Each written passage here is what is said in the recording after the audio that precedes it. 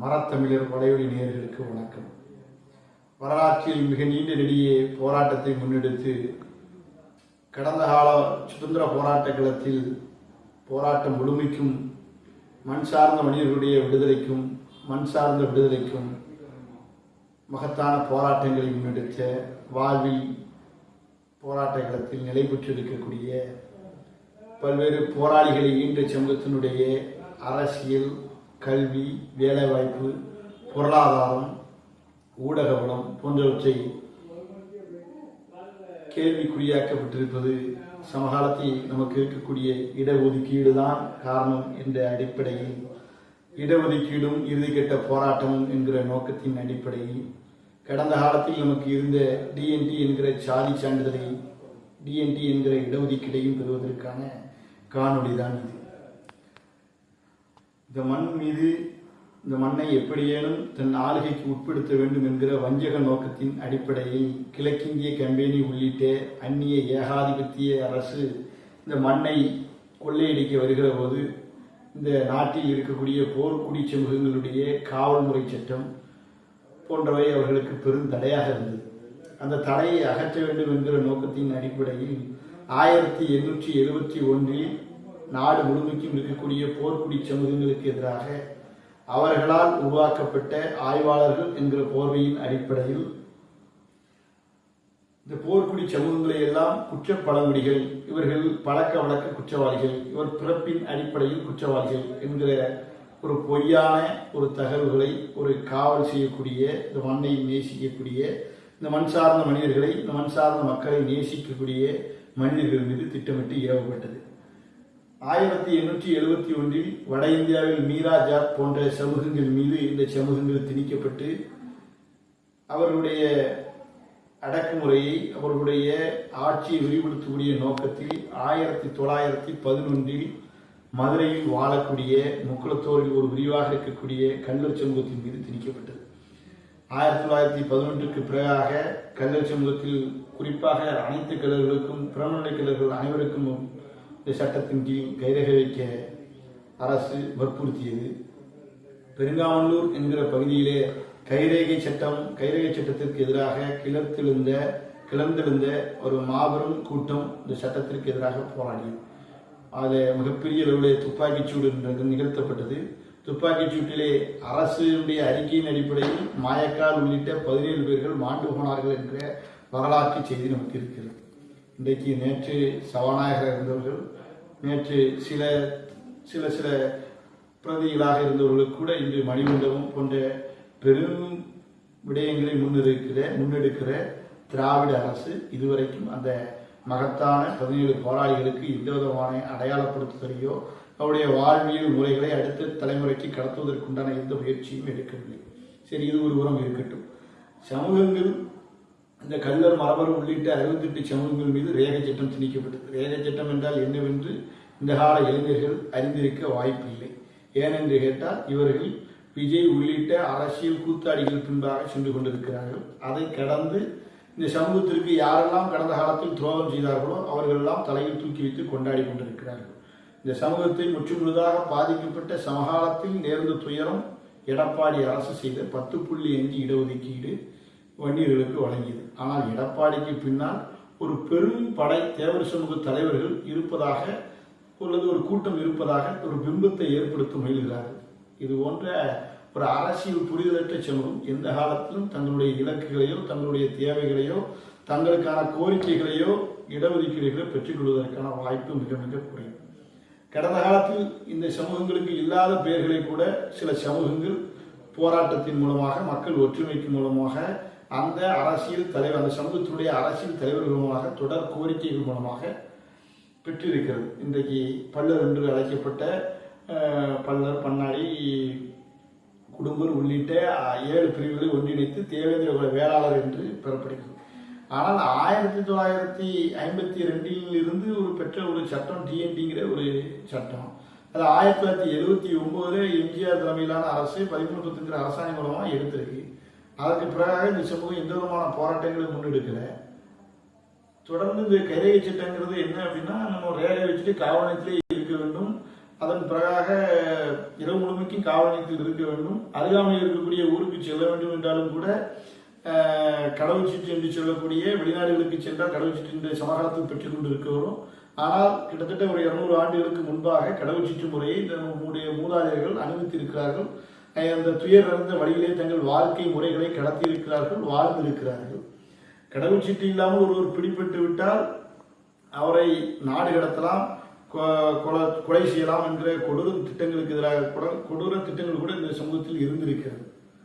வரலாற்றில் மிகப்பெரிய போராட்டத்தை முன்னெடுக்க வேண்டும். தேவர் திருமகனார் உள்ளிட்ட வரலாற்று தலைவர்கள் இந்த போராட்டத்திற்காக மிகப்பெரிய போராட்டத்தை முன்னெடுத்தார்கள். அதன் அடிப்படையிலே நமக்கு டிஎன்டி என்று கிடைக்கப்பட்டது. டிஎன்டி கிடைக்கப்பட்ட பிறகு நாடு முழுமைக்கும் இருக்கக்கூடிய வன்முறை சட்டத்தால் பாதிக்கப்பட்ட போர்க்குடி சமூகங்கள் கல்வி, வேலைவாய்ப்பு, பொருளாதாரம் போன்றவற்றிலே முன்னேறுவதற்கான வழிவகைகளை அரசு செய்திருந்தது. 1979 1310 அரசாணை மூலமாக இந்த சட்டம் மறுக்கப்பட்டதன் விளைவாக மத்திய அரசிலிருந்து கிடைக்கக்கூடிய எந்த சட்ட திட்டங்களும் நமக்கு உதவிகளும் சலுகைகளும் கிடைக்கப்படவில்லை. இதைத் தொடர்ந்து நாம் போராடி வந்தோம். குறிப்பாக இந்த பசுமன் முத்துராமலிங்க தேவர் என்கிற ஒரு மகத்தான மாமனிதருடைய ஆன்மா பாப்பாப்பட்டியை பூர்வீகமாக கொண்டு இந்திய ஆட்சி பணியிலே பணியாற்றக்கூடிய காசிமாயன் என்கிற ஒரு மகத்தான மனிதர் மூலமாக மீண்டும் இந்த சட்டம் அந்த பகுதி மக்களுக்கு இப்படி ஒரு சட்டம் இருந்ததாகவும் இப்படி ஒரு இடஒதுக்கீட்டை நாம் பயனடைந்ததாகவும் சமகாலத்தில் நமக்கு நேர்ந்து கொடுக்கக்கூடிய துயரங்களை நமக்கு விளக்கியதன் அடிப்படையில் 2016 தூத்துக்குடி மாவட்ட ஆட்சியரகத்திலே 100க்கும் மேற்பட்ட தேவர் சமூக கல்லூரி மாணவர்களை ஒன்று திரட்டி முதலாக மனு கொடுத்தோம். மனு கொடுத்ததற்கு பின்பாக கிராமமாக விழிப்புணர்வு பிரச்சாரங்களை மேற்கொண்டோம். திண்ணை பிரச்சாரத்திலே தொடங்கி தெருமுனை கூட்டங்கள் என்ற பல்வேறு மக்களை ஒன்று திரட்டக்கூடிய நூதன போராட்டங்களை முன்னெடுத்தோம். அதன் முன்பாக கவன ஈர்ப்பு ஆர்ப்பாட்டங்கள், கண்டன ஆர்ப்பாட்டங்கள், கோரிக்கை ஆர்ப்பாட்டங்கள், மாவட்ட ஆட்சியர் அலுவலக முற்றுகை, நாடாளுமன்ற சட்டமன்ற அலுவலகங்கள் முற்றுகை, அமைச்சர் இல்லங்கள் குடியேறுதல் போராட்டம் போன்ற எண்ணற்ற போராட்டங்களை நாம் முன்னெடுத்தோம். அதன் பிறப்பாக அடையாள உண்ணாவிரதங்கள், மதுரையிலே காலவரையற்ற உண்ணாவிரதம் 6 நாள் காலவாசல் என்கிற பகுதியிலே 6 நாள் காலவரையற்ற உண்ணாவிரதத்தை முன்னெடுத்தோம். இப்பொழுது நான் தேனி நாடாளுமன்ற உறுப்பினராக இருக்கக்கூடிய மரியாதைக்குரிய அண்ணன் தங்கத்தமிழ் செல்வன் உள்ளிட்ட அரசியல் தலைவர்களுடைய தலையீட்டின் காரணமாக அப்போதைய அரசாக இருந்த எடப்பாடி தலைமையிலான அரசை நாம் சந்தித்து இந்த போராட்ட குழு சீர் மரபினர் நலச்சங்கம் என்கிற போராட்ட குழு சந்தித்தது.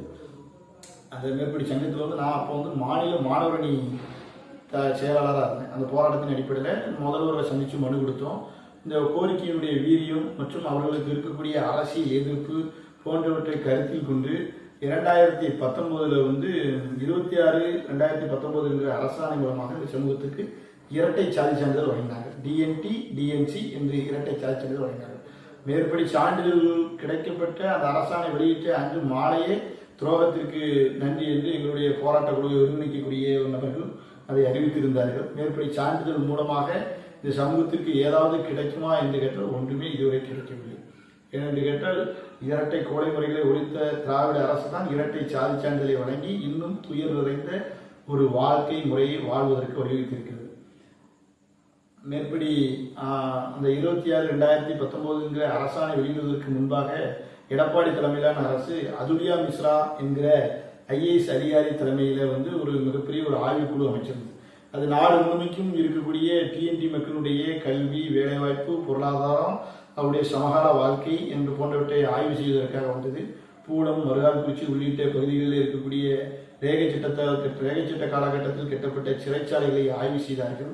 நாரைக்கிணறு, மணியாச்சி குறிப்பிட்ட இந்த பகுதியில் வாழக்கூடிய மக்களுடைய வாழ்வில் அவர்களுடைய இந்த சாதிய கலவரத்தால் பாதிக்கப்பட்ட துயரங்கள், அவர்கள் மீள் குடியேற்றங்கள் போன்றவற்றை வலியுறுத்தி மனு கொடுக்கப்பட்டது. அதெல்லாம் செயல்படுத்தாமல் இந்த சமூகத்தை எப்படியும் ஏமாற்ற வேண்டும் என்கிற நோக்கத்தின் அடிப்படையில் 26/2019 அரசாணை வெளியிடப்பட்டது. உசிலம்பட்டியிலே அம்மா மக்கள் முன்னேற்ற கழகத்தினுடைய பொதுச் செயலாளராக இருக்கக்கூடிய மரியாதைக்குரிய அண்ணன் டிடிவி தினகரன் முதலாக இந்த சமூகத்திற்கு ஒற்றை சாதி சான்றிதழ் வழங்க வேண்டும் என்கிற ஒரு மகத்தான கோரிக்கையை, ஒரு வாழ்வாதாரத்திற்கு தேவையான கோரிக்கையை வலியுறுத்தி தேர்தல் பிரச்சாரத்திலே வெளியிட்டார். அதன் பின்பாக மரியாதைக்குரிய ஸ்டாலின் அவர்கள், தமிழ்நாடு முதலமைச்சராக இருக்கக்கூடிய திராவிட முன்னேற்ற கழகத்தினுடைய தலைவர் ஸ்டாலின் அவர்கள் இந்த சமூகத்தினுடைய கோரிக்கையை ஏற்றுக்கொண்டு ஒற்றை சார்ஜர் வழங்கப்படும் என்று கடந்த சட்டமன்ற தேர்தலில் அறிவித்திருந்தார்கள். அதன் பிறப்பாக நாடாளுமன்ற தேர்தலிலும் அறிவுறுத்தியிருக்கிறார்கள், அறிவிப்புகள் வெளியிட்டிருக்கிறார்கள். எல்லாம் கிடப்பில் கிடக்கிறது. இத்தனை ஆண்டு காலம் கிடப்பில் இருக்கக்கூடிய சட்டங்கள், இந்த திட்டங்களை, இந்த சலுகைகளை பெறுவதற்கு நம் சமுதாய தலைவர்கள் ஒன்று தர வேண்டும்.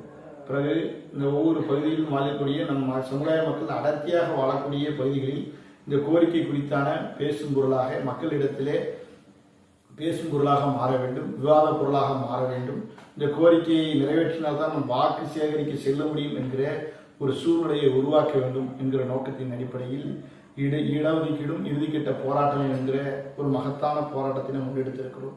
கல்லூரி மாணவர்கள், மாணவிகள், பெரியவர்கள், இளைஞர்கள், அரசியல் ஆளுமைகள், அரசியல் தலைவர்கள், திராவிட இயக்கத்தில் இருக்கக்கூடிய தலைவர்கள் அனைவரும் இந்த டிஎன்டி என்கிற மகத்தான இடஒதுக்கீடு போராட்டத்தில் தங்களால் இயன்ற பங்களிப்பை செய்து எதிர்வரக்கூடிய காலங்களில் இந்த சமூகம் கல்வி, வேலைவாய்ப்பு, பொருளாதாரம் போன்றவற்றிலே, அரசியல் போன்றவற்றிலே முன்னேறுவதற்கான ஒரு அரிய வாய்ப்பை ஏற்படுத்துவதற்கு அனைவரும் ஒன்று திரண்டு போராட வேண்டும் என்கிற கோரிக்கையை உங்கள் கால்களில், உங்கள் கண்களில் வைத்து வாய்ப்புக்கு நன்றி பாராட்டி விடைபெறுகிறேன். நன்றி, வணக்கம். வெல்க தமிழ், வெல்க டிஎன்டி.